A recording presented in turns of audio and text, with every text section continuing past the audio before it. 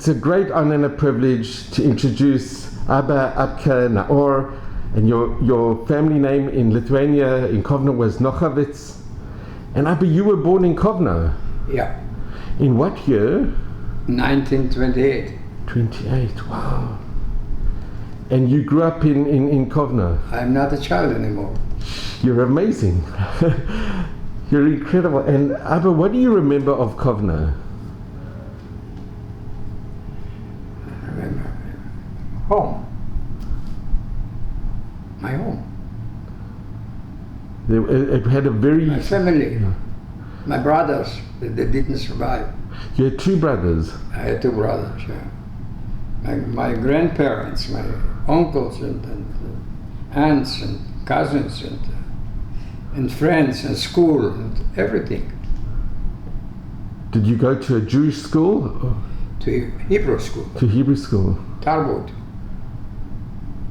And the shul you... I was singing in the big synagogue. Is that the same synagogue that exists today? There, yeah. I've been there a couple of times. And Abba, you remember growing up there, and I remember you were happy growing up. You had a good childhood. I remember every street in Kaunas.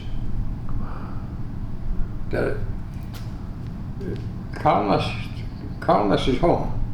Did you live near where Soli lived? I lived near to the Hasidus synagogue, Italios Gatvi.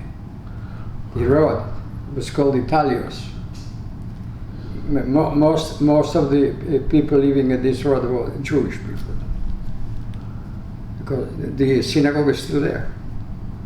It's closed, but it's still there. The building is still there. Still there, yeah. And you remember your father was a photographer, but he was also a volunteer for the fire brigade. He was volunteer in the fire brigade, and he was volunteer in the Lithuanian army in 1920, fighting against Poland. Therefore, he became a concession, the only one who could photograph in the big garden in Kaunas. There was only one. Only he was entitled to make photos there. And did you know the famous photographer Kadushin? I knew Kadushin. Kadushin was in Ghetto with us. Sure.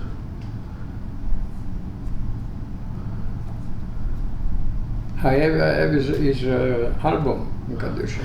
And Abba, this is your book. You've got a picture of your parents in your book? This is my book, and it's called My Weg vom Ghetto zum israelischen Geheimdienst. You know where it ends? From the ghetto to the Israeli Secret Service. Wow. When you came here, you were involved in the Secret Service? Have you heard about the Jews from Ethiopia? Sure. Yeah. I was between those who brought them. Gee. This is me in Sudan. Wow. Abba, that's amazing. And Abba, you have a picture of your parents? Yeah, just a moment.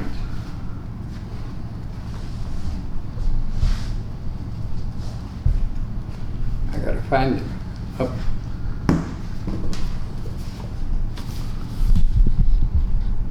This is my mother.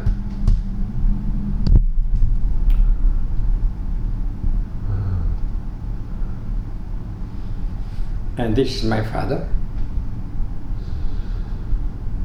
who also survived. And this was my grandfather. He was killed already in 1941. And the big action, from Ghetto was, so part of our family went to the ninth. To the Ninth Fort? Yeah. Those are the only pictures that I have of my family, actually. My grandfather was 60 years old.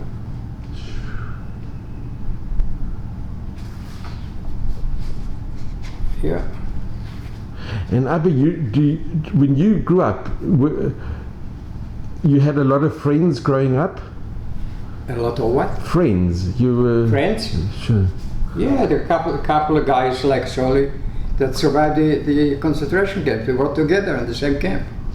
We were in Ghetto together, and then in Stuttgart, and then in Utting, in the outer camps of Dachau. So can I just ask? And we remained friends all our life. All your life, yeah. Because this was our family, actually. Because nobody of us had a family. So we found each other somehow. Amazing. And Abba, can I just ask, when the Germans invaded, I think your father went to the fire department. So fire department, he had to go to the fire department, but he came home a couple hours later and said, you'll come with me to the fire brigade, it will be safer, maybe. And we stayed overnight there, and next day, my parents decided to leave Kaunas. So we were running like anybody else. And where did you go? We came till Vilnius the same day. We made it in one day. Wow. Somehow we were taken with military trucks part of the road. But you have to imagine with 3 children. My little brother was 2 years old. Sure. And I was 13. My elder brother wasn't yet 14 years old. And how long did you stay in Vilnius? Did you stay where? When you went to Vilnius, how long were you there? To Germany? No, in Vilnius, when you went to Vilnius. In Vilnius, we stayed a couple of weeks in Vilnius. And then my parents decided to go back to Kaunas. If you read the book, you'll know. But you don't read German. No. We must make it into, we must translate. I have the translation in English. You do have it? But I am looking for somebody to publish? To cover it, to make a book out of it. My grandson and grandson, they made the translation from German to English, to Hebrew, one part to Hebrew and one part to English. That's very important. I've sent to America, somebody said, she's a professor of some university, she said she's able to find somebody to publish the book, but they wanted to publish it in 2-3 years later. They said, look, 2-3 years I won't be here anymore. You'll be, you'll be. Yeah. And Abba, can I just ask, when you came back to Kaunas, did you go back to your home? Sure. And it was still there? Nobody had gone inside? I don't know. It was a home with 6 different apartments. Even the Christian Goyim lived with us together. Some of bitches. Wow. They were very friendly with us all the time, but until the Germans came. Until the Germans came, and then you saw the difference. When the Germans came, we came back from Vilnius. We tried to come back to Kaunas, which is a long story.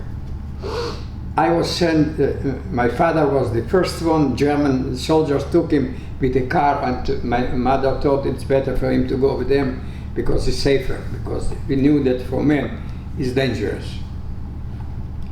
And we stayed in some Lithuanian small village that took us in for a couple of weeks. And then the same guy brought us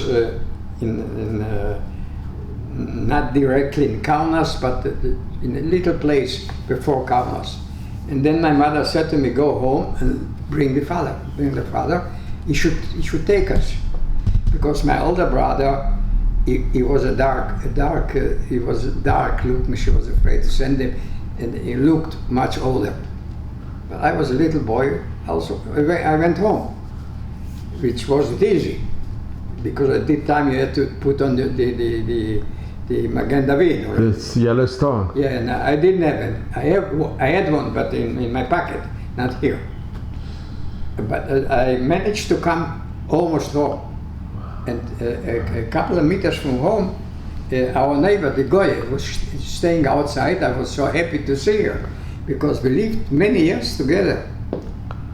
And but she, the minute she saw me, she said, "Aha, the Jews are coming back." So I understood my father is not home. She was anti-Semite, but not during all those years that we lived together. And now the Germans were there.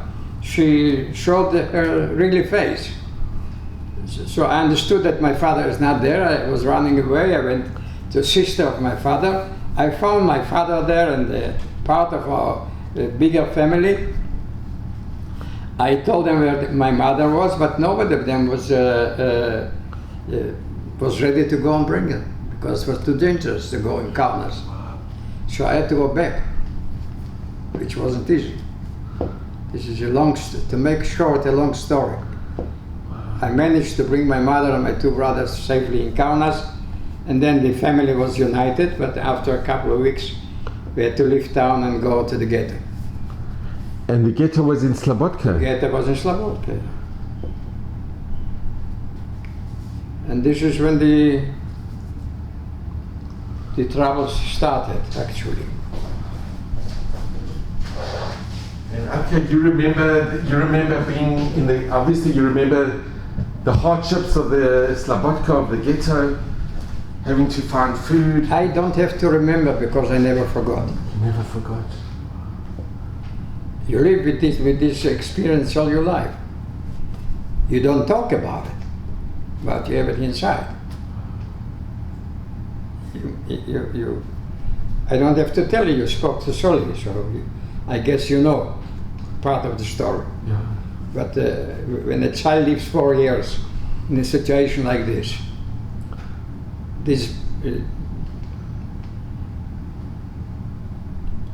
you think that you are normal. But are you normal? Is it possible to remain normal? No. But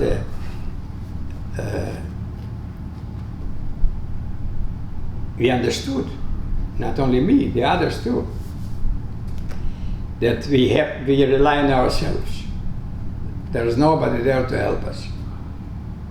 And now without a profession, without a family, without school, without education, you come to a land you don't know nobody, and nobody takes care of you. We were never newcomers in this country. We were play-team. Refugees. It's a big difference between Oleh Hadash and the play-team. Nobody took care of us. They gave us a couple of pounds and said, "Goodbye, Charlie. Now you take care of yourself." Some of us were lucky, especially the couple from Kaunas, because the language was not new for us. You learned Hebrew? Of course. You had a... Of course, language, and I participated the underground already in Europe. So when I came here after 6 months in Cyprus, I was already a halbe Israeli. And I knew the slang already. I knew everything, and the people of the Haganah took care of me. So I was lucky. But can I ask you, when you were in Kovno, in Slobodka, in the ghetto, did you ever go outside the ghetto to try find food? I most of the time I was Albote. You know what Albote is? 10 or 12 young boys like me worked for the Jewish community there. They didn't have any telephone. So from the gate to the committee you had to have connection with each other. So we used to stand 100 meters one from another and bring over news from the gate. If somebody very important German comes or not, they should prepare themselves. This was our job. Eilbote. And in a certain way, this was a privilege, because we always knew what is going to happen ahead already. I was Albati for the police, like Soli was. You knew Uri Hanoch? Uri Hanoch was for the Arbeitsamt, the what do you call Arbeitsamt in Hebrew?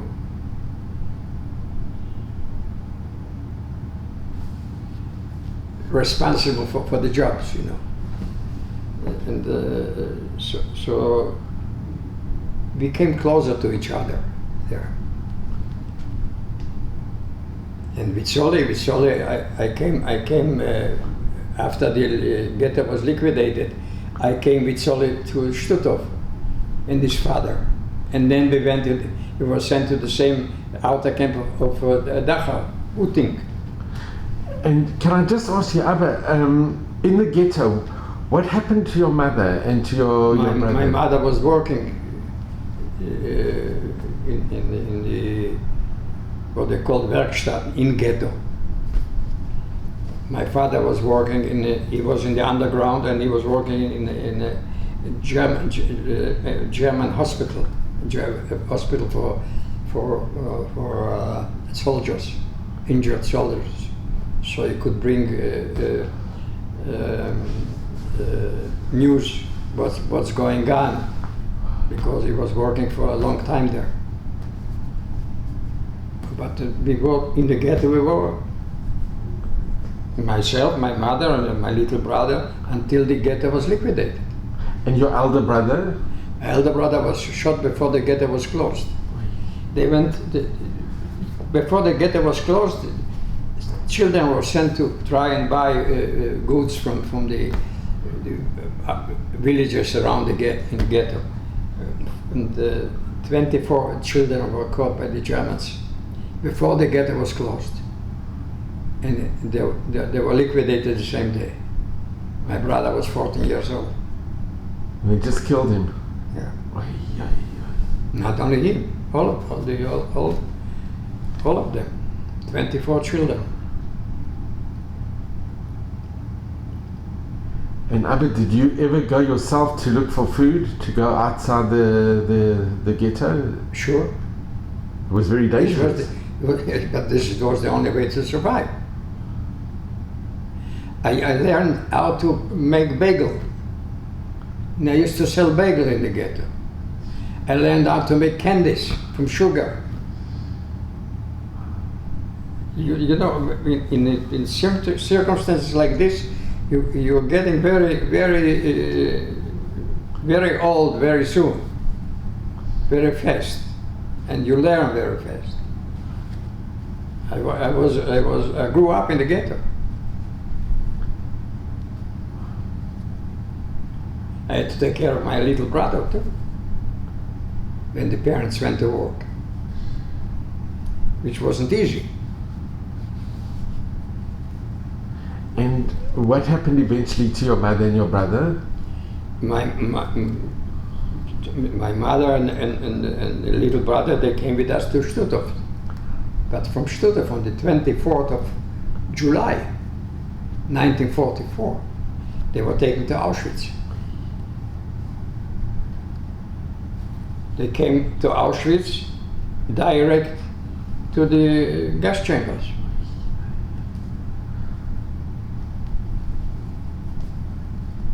He was a big boy at that time. He was already 5 years old. He grew up in the ghetto. It's so sad. So those are the same stories that everyone is telling you, more or less. And Abba, when you came to Dachau, do you remember? Well, obviously you remember for sure. But in Dachau, Did you actually, were you in the camp of Dachau itself or Outer camp. in the outer camp? Like Solly. We were together in the same camp in Utting.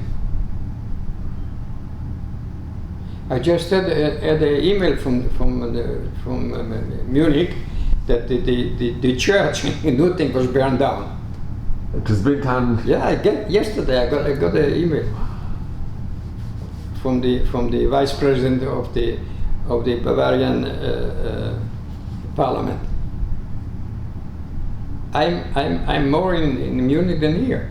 And can I ask, what did you do in when you were now in Utting, and what work did they make you and Solly do? Look, Solly lived more for himself. He didn't go to schools like me. I have the last 25 years, more than 25 years, I'm 6 months a year in Munich and go. Look this.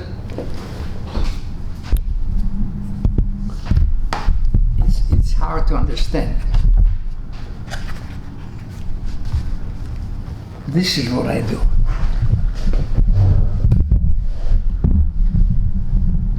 So you give talks in I do talks, still do. in the different schools and This I'll show you the last one which I made 2 months ago.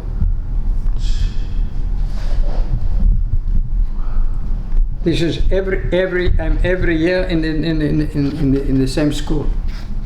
and this is in Munich. In Bavaria, Bavaria. not only Munich. This is what the children write to me.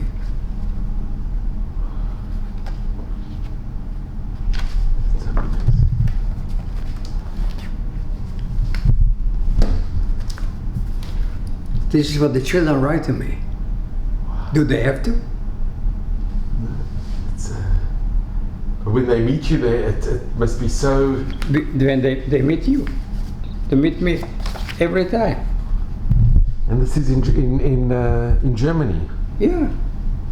I have arranged exchange of children, Germany, Israel. And this goes on already for 15 years. You'll find it every year.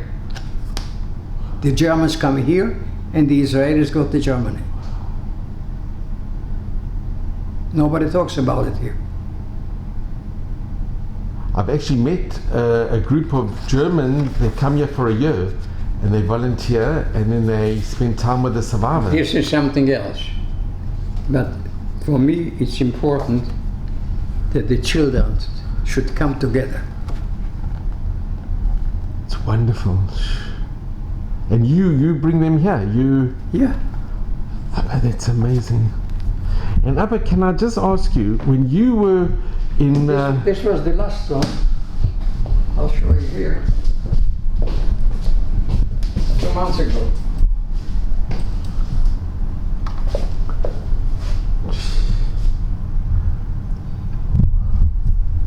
and there you're giving You know what's written here? Kleiner Mann Kleiner Mann mit großem Herz. with a great heart. Yeah. A small man with a great heart. Wow. This is him. This is you. This is. Yeah. That is incredible. This is the article in the newspaper. And this is the mayor of a town. He wrote me in the Golden Book. I don't know why. I know why. Abba, this is. And Abba, this is a picture of your My father. father. This is a painting. Very original.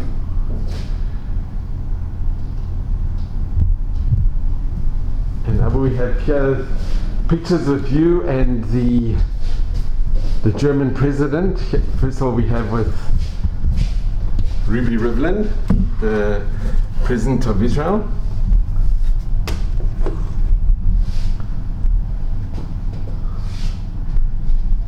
The German president. Was this picture here in Israel when he came? Which one? This was taken in Dachau. That was in Dachau. When he was visiting Dachau, our president. And I took them around in the camp.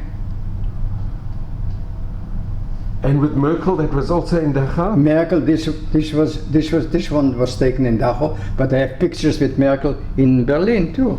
And there's Mike Pence, the Vice President of America. Yeah. He cried. He and his wife and his daughter, all three of them were there. And you took them around Dachau? I took them around, yeah. And this is the picture when you were liberated. This is the picture when I was liberated. This was 6 months after the liberation. Here's the picture much better.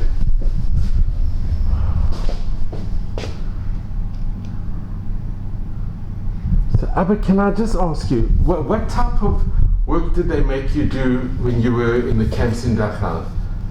What did you have to do in the When? In the concentration camp? Near Dachau? Anything, building, carrying.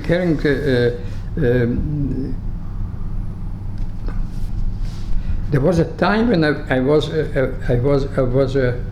was a small train, and I was driving the small train for 4 kilometers from the factory where the concrete things were being done. I don't know the names in English, but you know, to make cement, we had to carry cement bags 50 kilo. They were heavier than we were. People didn't survive. It was hard to survive. How did they survive? I don't know. Solly had a good job in Uding. He was working in the kitchen because he came with his father. So this was something special. And Abbe, your father, where was your father at this time? My father was not far away from me, but I didn't know where he was. And you didn't know that he was alive? I didn't know, no. Just a couple of months after we were liberated. One day he came, when I was in the camp in Munich. It must have been the most emotional... Yeah. He said, I'm your father.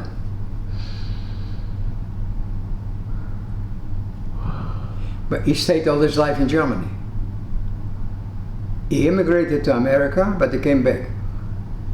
Because he was by himself, he didn't know the language, and the photographer in America without the language, without connections, he came back to Germany, he had a good life, he became a rich man. And he never, did he come visit you here? Sure. And Abbe, can you mention, I know it's difficult, but could you speak a little bit about what happened when you had to go on the death march?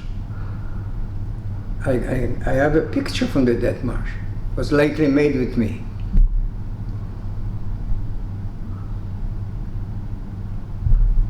How long were... A real film. A film? From the death march, yeah. How long were you on the march for? About 9 days. With virtually no food, no water? Nothing. You had to eat the grass? We used to eat the grass, of course. Oy. It's not so bad, I must tell you. I'm telling always in the school, the children, hey, you can try. It's not so bad. And Abbe, you saw people that... You can survive. And you saw people that... Yidden that... I saw people dying, yeah. Oy. Sure. You got up in the morning and the next to you was dead. This was a daily procedure. And when you were in the ghetto... We knew that we are sentenced to death. We knew, we didn't know when and how. But we knew that our deadline is written somewhere. The liberation came sooner than we thought. And Abbe, can I just ask you, when you were in the ghetto, you also saw Yidden dying in the ghetto as well? Yeah. You could see them on the streets. Oy, oy, oy. Why are you asking all those questions? What do you need it for? Tell me. It's so important. I can't tell you, but here, this picture of you. This is very soon after the liberation. Yeah, this is 6 months after the liberation. And what happened? You woke up one morning, and there were no German soldiers. We one morning, didn't Solly tell you that we were together? And was it a Japanese? Yeah, we didn't know who were they. The faces, we have never seen people like this. We didn't know who are they actually. In the beginning we thought that the Russians are coming. And it was actually Japanese American soldiers that liberated you. Yeah. They came to visit us in. Solly probably told you. Yeah.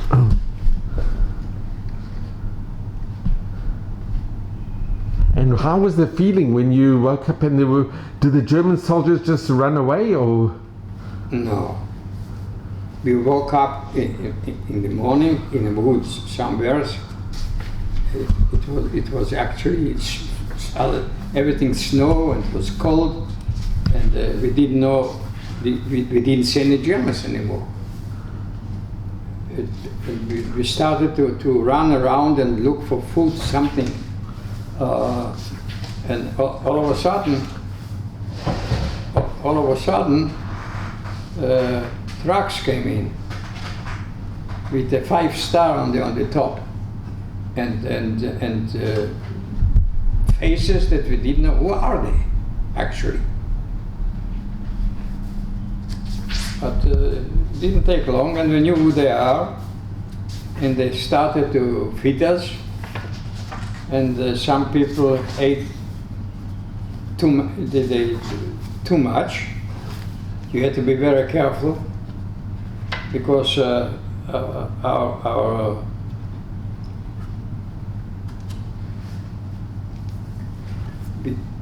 we were not in a position to take too much food with us. Even some people died. They ate too much. They were not careful.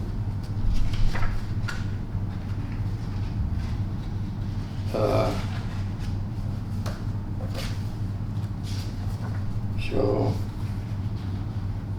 it took some time until they got used to the idea that we are free people. This was me in a kibbutz in Germany.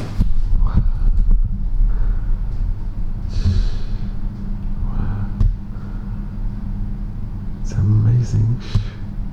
That's with the wheelbarrow. In 46. No, this is already afterward. This was a kibbutz.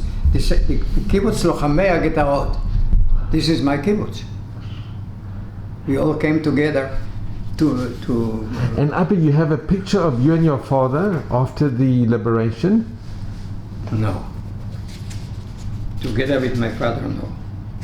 I have a picture with my father when I visited. Oh, this is the picture. I visited him in 1953. Oh, in 53. And this was in Munich. In Munich.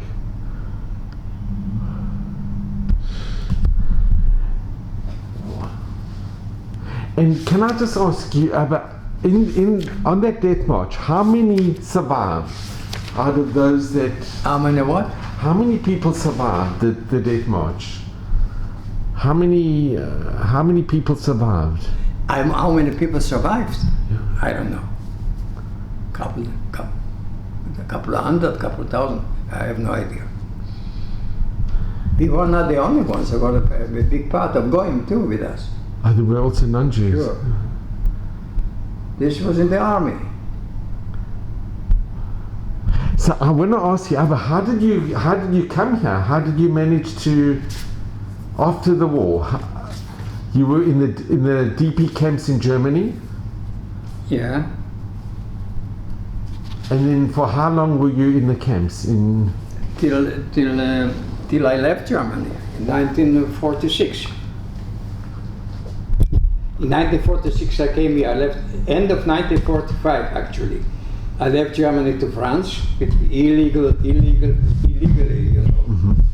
Although we were taken by the American army, and we had papers that we are going to South America somewhere, false papers. And we stayed a couple of months in France, and then we were taken to Marseille. They said it's a boat. This is what I said. After 14 days with this little boat, the British catched us, thanks God, because it was already almost the end of us, and they brought us to Cyprus. And you were in the camps in Cyprus? 6 months. 6 months. And Abba, who are in the picture that you're showing? Those are my 2 grandchildren. I have 10. Ah, Baruch The Hashem. 11th one is on his way. Wonderful. Yeah. Then this was the head of the Bavarian government. He gave me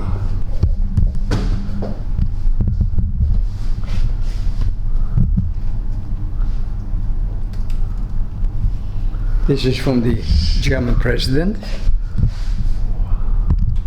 When did you receive this? A couple of years ago. This was the first one.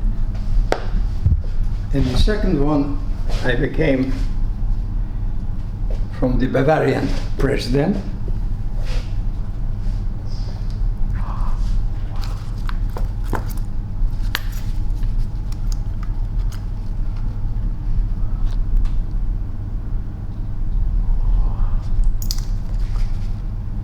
And the most important one, although they look very nice, I must say. Yeah. But the most important one for me is this one.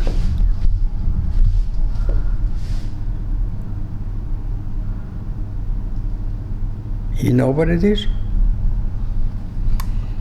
This is for my service in this Mossad. In the Mossad.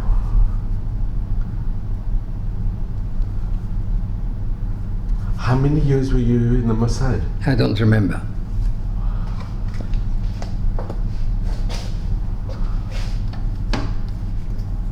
Abba, it is unbelievable. Somebody from Kovno, from the Ghetto, from Dachau, from the death march, to land up in the Mossad, to meet with the president, with the Israeli president. No, I'm the only one. When I was 90 years old, the Bavarian parliament made a party for me with 100 guests. Never happened in Germany.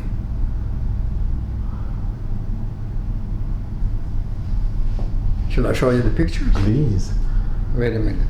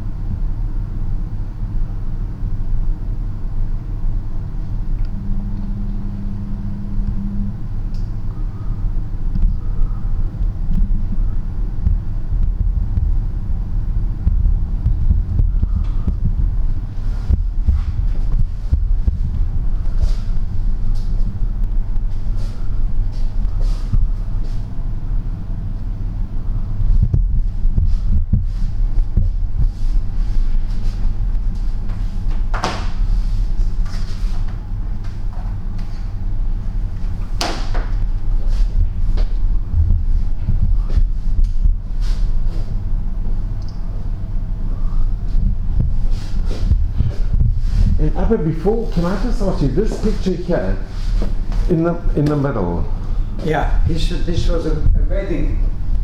A cousin of mine got married. And this is a part of the family. where was this? In Kovno, This is before the war. before the war. This is my mother. From this picture survived, I'll tell you exactly, 1, 2, 3. 3 people survived. 3 people from the whole picture. Yeah. And above is a picture of your mother and your father. 3 people My survived from father the... took the picture. She was the president of the Bavarian parliament. Wow, this is wonderful. She made a party for me.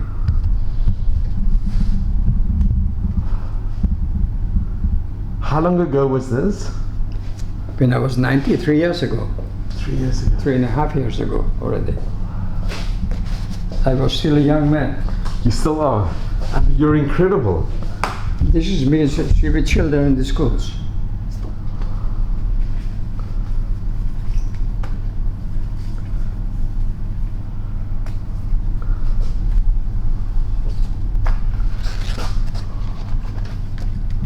This is when I did it is from the Bavarian president of Bavaria. He gave me the medal. You can see here's the insignia of the...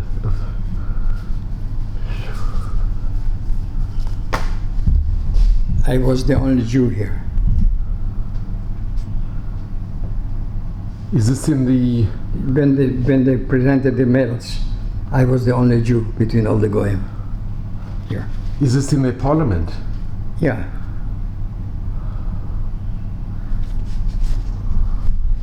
This is, I gave Merkel my book. Oh, I'm gonna lift it up. Never mind, never mind.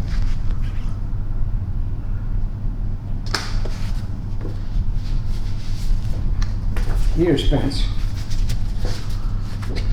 And when you took him, he cried. He's a very, very strong friend of Israel and the Jewish people. Very special man, Mike Pence. Yeah. This was in a concentration camp. This is the way we lived. This was our home. And this is outside Dachau. In outer camps of Dachau.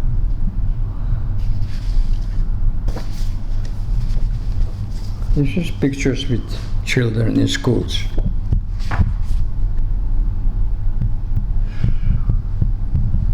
This is incredible.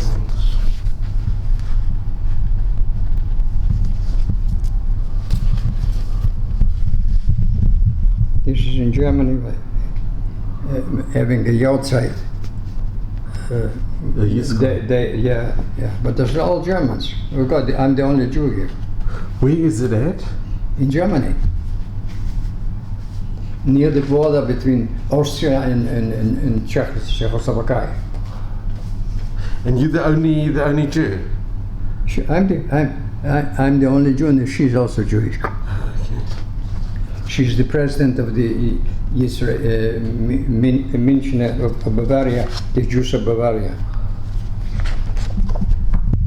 The same picture.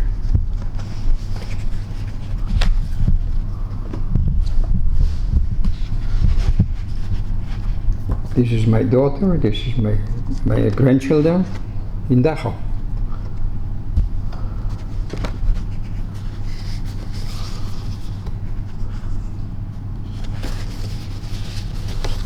And Abba, can I ask, is it very difficult to go back to Dachau? For me? For you to go back? No, no problem. You get used to things. But the memories, the first time you went back, was it difficult, the very first time? Here she is, Merkel.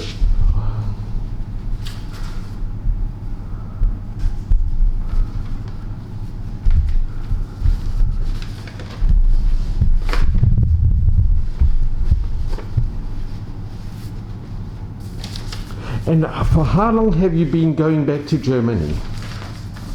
For how long? Yeah. When did you start going back? More than 25 years ago.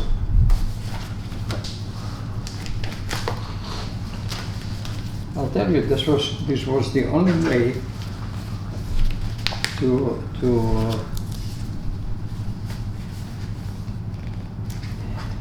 not to forget, but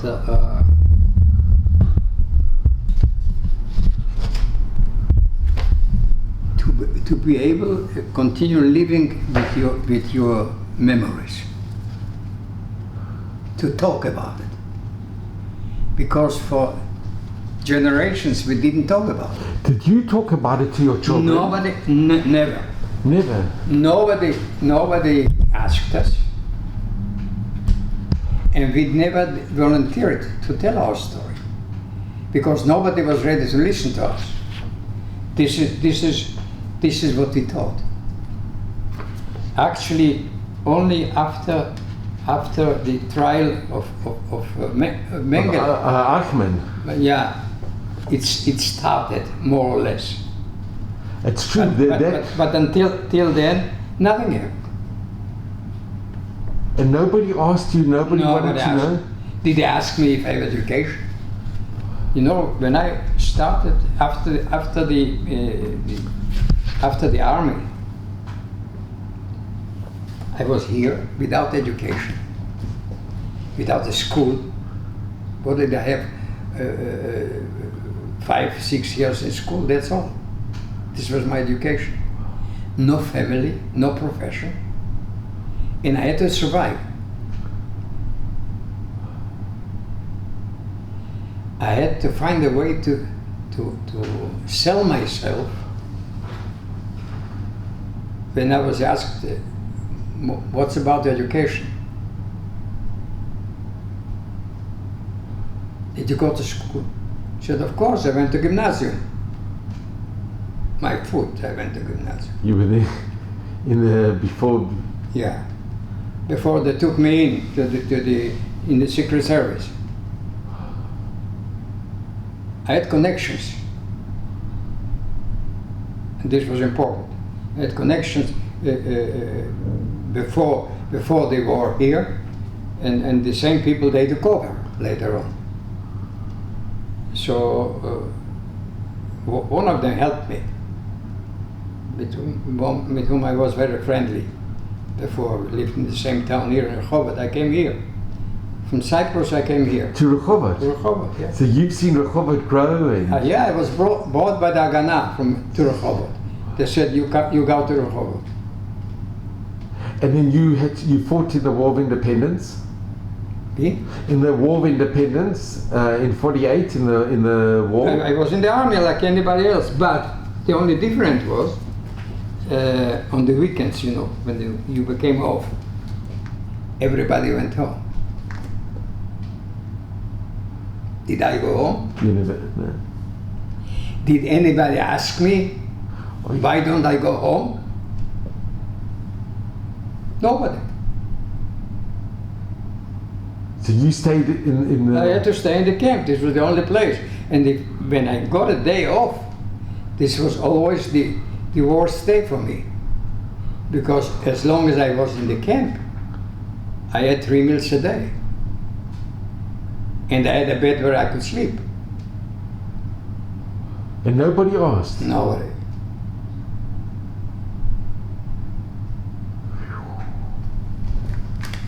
And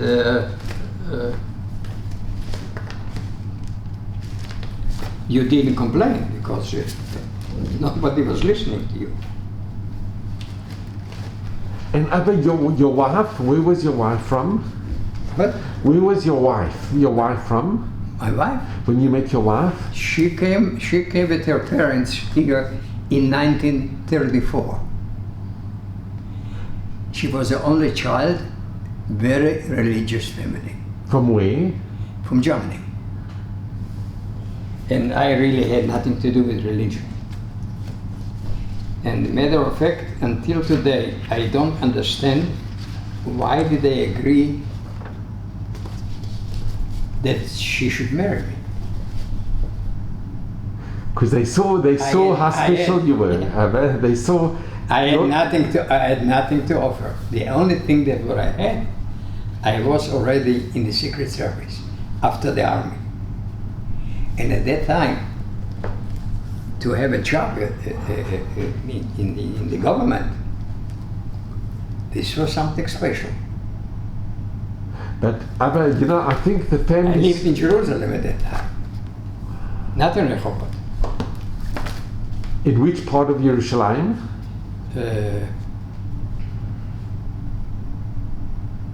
It was here, somewhere in the center. New buildings were there. Mm-hmm. Yeah. But Abba, can I mention, your wife's family saw that you came from Kovno. And Kovno was a very traditional, very Jewish city. Yeah, they thought that coming from Lithuania, probably I'm religious and. But you had. And I'm a government employee, probably very important. Who knows who we are? So they were not against it. And you got on well with your wife's family? You had a good connection, you got on well? Yeah, they were very nice people. Very religious.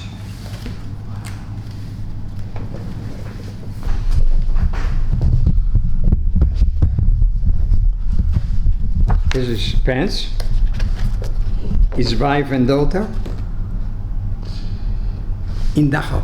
In Dachau. So I know that's where they have the synagogue. They've got the Yeah. they've got for the Jewish memorial the Yeah.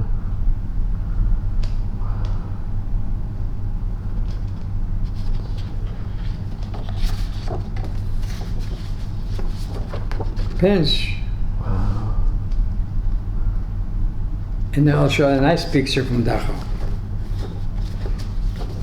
This was indoor of the barracks. Is they show today? Yeah, I was there about 3 years ago. Yeah. You know Yiddish? Oh, Yeah. sure. Can you read Yiddish? To read, I can understand. Or if you could read it, I understand it, but not I the can read reading. with no problem.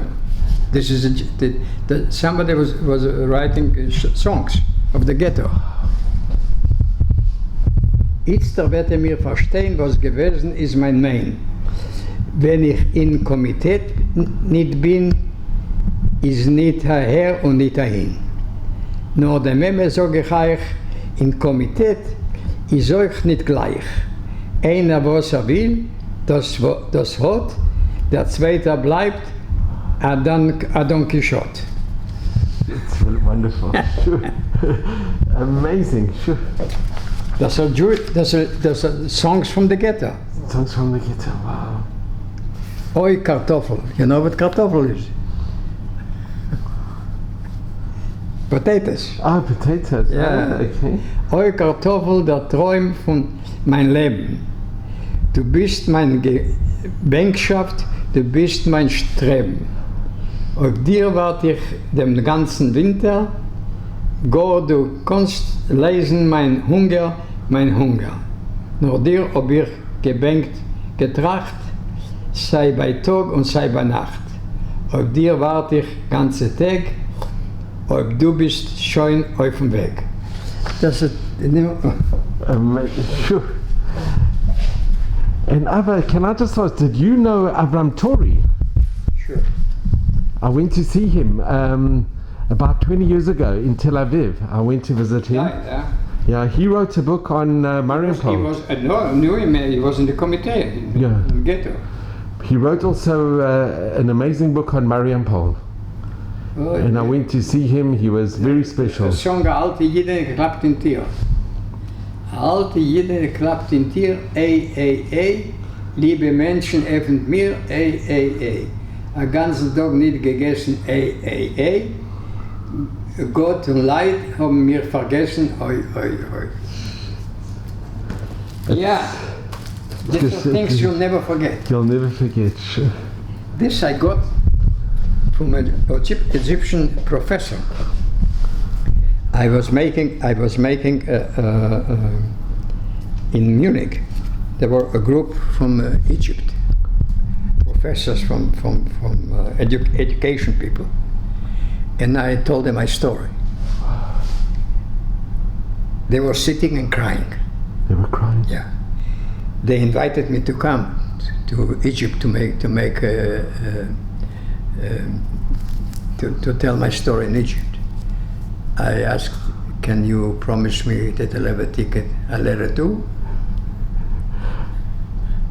So they gave me this here. This is written in English, you can read it, what it is. This is a part of history. Sure. It's a certificate that it's the.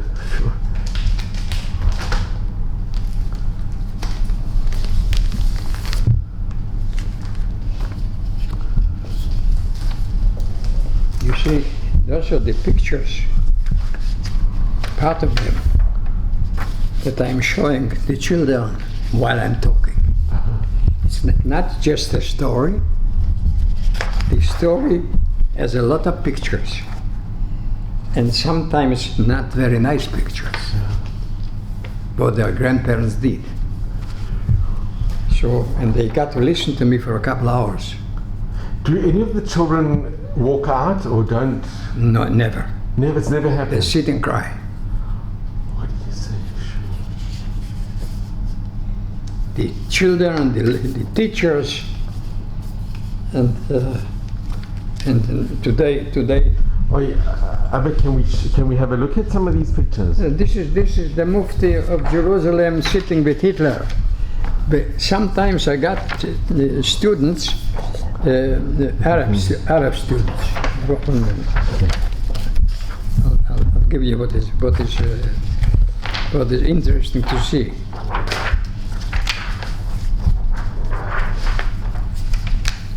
The Mufti of Jerusalem was most of the time during the Second World War in Berlin. Yeah. And Hitler promised him, when he'll take over Palestine, he's going to get the Jews of Palestine. So he had his own army. And this is in Germany. This is during the Second World War. The Mufti in Germany. Yeah. Yeah. So when Muslim children ask me about Palestine, those are the pictures I saw him. I want them to see the pictures. The Mufti with Hitler. They should understand that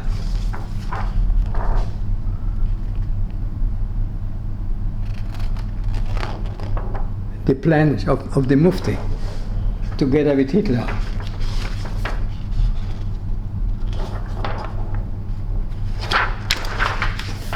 With the swastika. This was The swastika and the sword. yeah, this was the army of the Mufti fighting with the Nazis.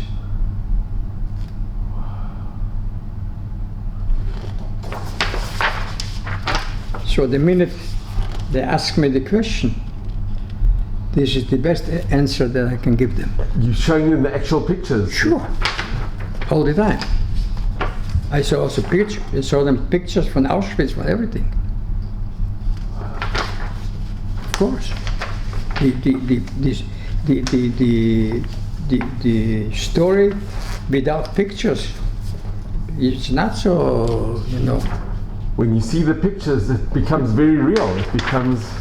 Abba, when you see somebody who was there, it's even more real. What I call it comes lebendig. Yeah. But having you there, as somebody who's been through. So I have sometimes lately not so many, but in the beginning I used to have children that used to say, now I'll go home, ask my grandfather what did he do during the Second World War.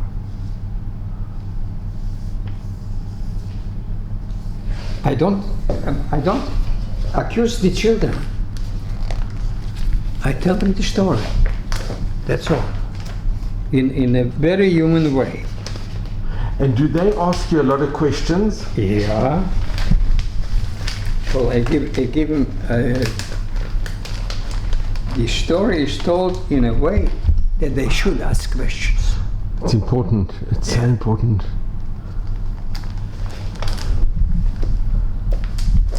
So this is my story. Now you know. And Abba, have you ever been back to give a talk in Lithuania in? No. Never. You've never been invited. I don't know if I would go. And have you been back to Kovno? I've been back to Kovno because I wanted to see. I wanted to see my home. I wanted to see where I grew up.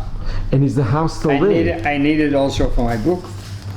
And Abba, is the house still there in Kovno? The house remains. It's still there. What? Your house, it's still there. Not anymore. The first time when I was there, it still was there, but now it was torn down and they built a big house there, a new house. And this is now my book in Hebrew. This is translated in Hebrew and in English. And Abba, can I just ask you, when you came to Israel, did you? Well, I was a young boy. It was Palestine. It was British under the British at the time. Yeah. You kept the connection with those who survived the war, friends of yours from Lithuania, from Kovno. Yeah, we were the only one. Soli was there, and there was Uri was there. Uri Hanoch. Yeah. Uri Hanoch, sure.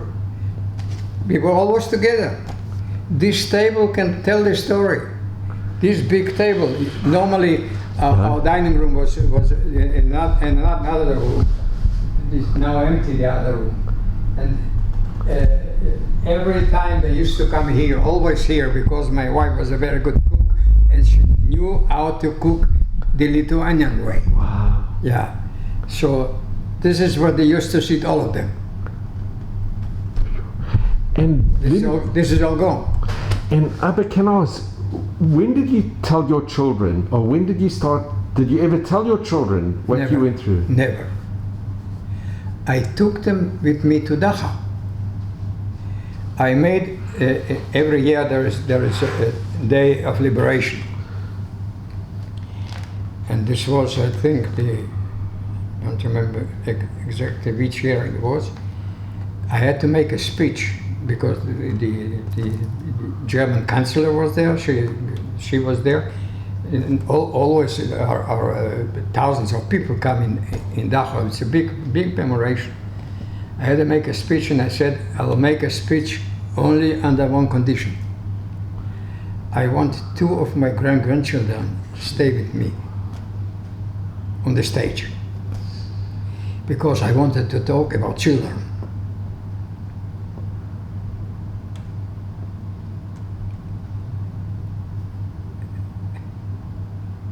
And this was, I think it was one of the best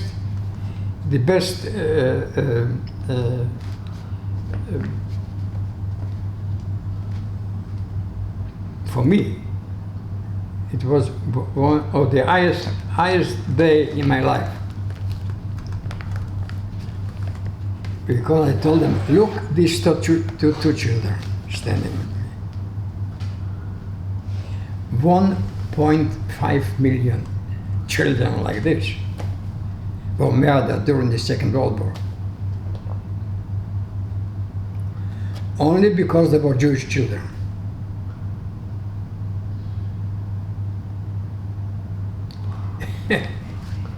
This was enough, believe me. That was enough. And showing your children, your grandchildren. And in the schools, I also show always children, my own grandchildren, when they were small. I never tell them that those are my grandchildren. I tell them only, look at those 3 children. Do they look different than children here in Germany? Or children in America? Children like this, 1.5 million, were killed. Later I tell them, look, these are my grandchildren. But those were exactly children like this. Would they have been then alive, they would not survive. Did they look different? My grandson is in the army now, officer in the army. It's a very good job, I must say, because they're very smart. He finished school and university together in the same time. So he takes after his grandfather. Sure. And grandfather is an alphabet, no education. But in the army, they were fighting for him. Everybody, every unit wanted him to go in his unit. Oh, and Abba, one of the most, I think you said, highlights of your life was when you saw that the Israeli army and the German army flew over Dachau. I was here, connected with Dachau through Zoom, and they were talking to me. I was talking to them. I had an evening with them, also per Zoom with the Israeli forces before they went to Germany, to explain them where they are going, what they are going to see. And when they came, lately when I was there was a delegation from the Israeli Air Force, a big delegation in Dachau, and a young boy, an Israeli pilot from the Israeli army, he asked me, who are you, what are you doing, and I looked at him, he had here his name. I said, hey, Iftzan? Are you connected with Iftzan? Have you heard the name Iftzan? Iftzan was once the chief of the Israeli police in Israel. But he was with us in Ghetto together, with me and Soli and Uri. We were friends. He used to come here. He was in the camp with us, but he never talked about it. He said, "This is your grandfather?" Amazing. Aryeh is your grandfather? He died already. All my friends, they all died. I'm the only one left. The only one left, yeah. I don't know why. How come? Hashem, no. But Abba, I'll mention when the Israeli army and the German army flew over Dachau, that was, I think, the same time, just before Soli was nifta, just before he passed away. Yeah. And they mentioned it at the Labai. Before when they flew over, Soli was still alive. Yeah. I had one at the Independence Day here. The American Army played the Atikva for me, also per Zoom.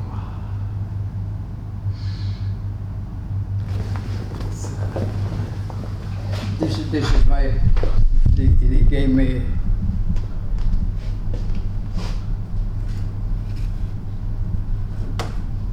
This was from the Air Force.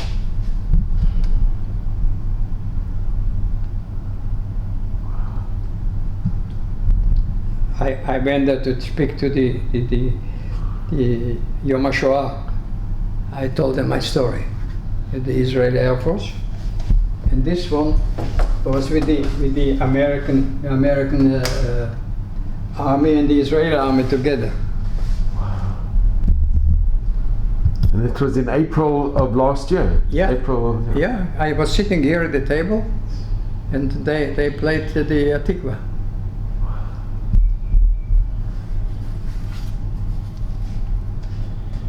Yeah, history.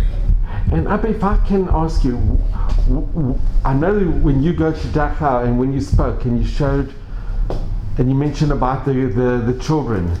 Yeah. But what message do you try and impart on?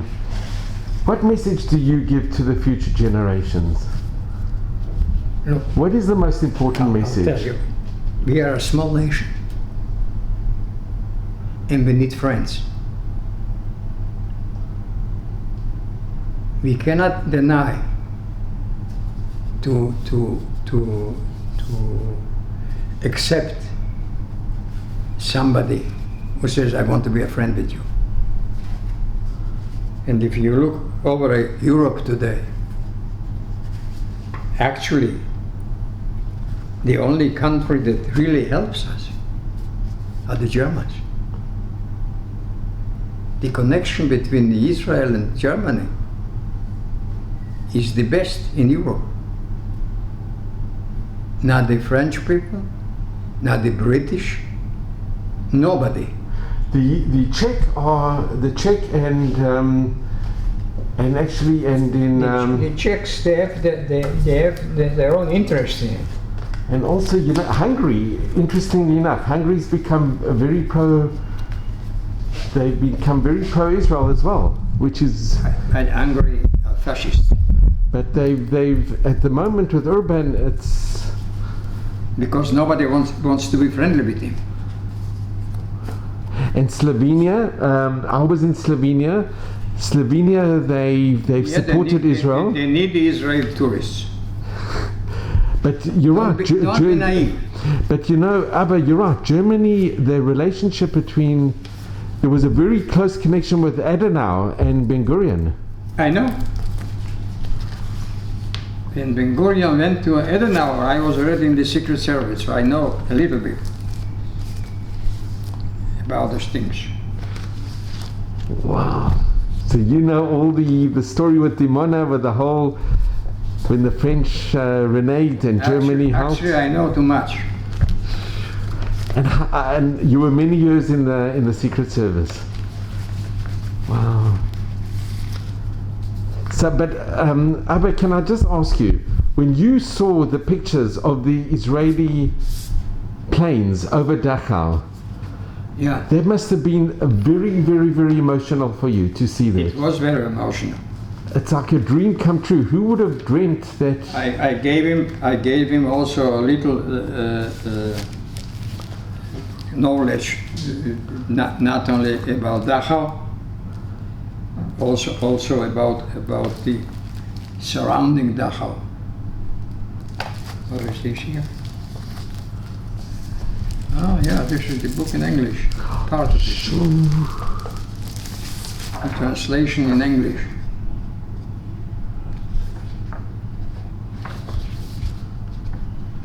Yeah.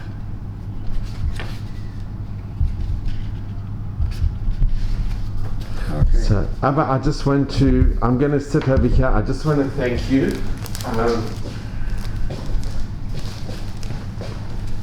I'm going to just sit over here. Abba, I just want to thank you from the bottom of my heart.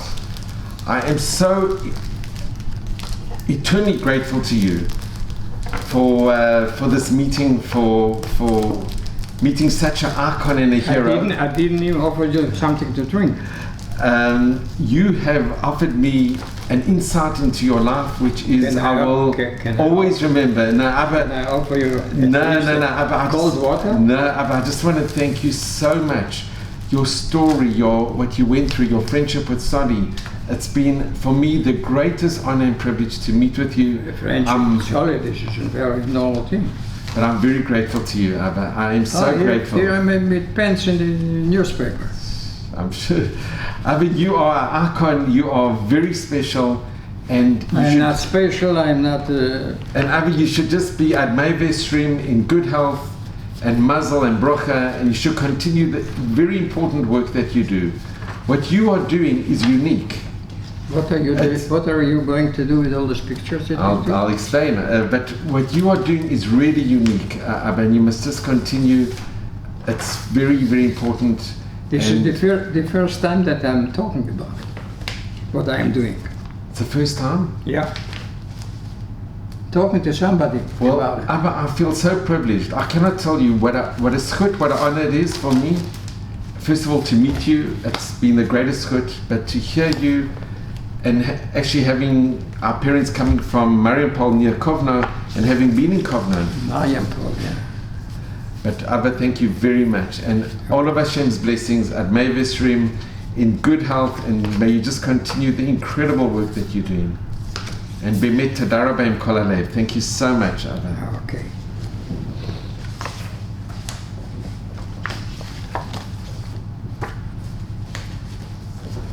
But this is really the first time that you've spoken about it like this? Yep. What a honor.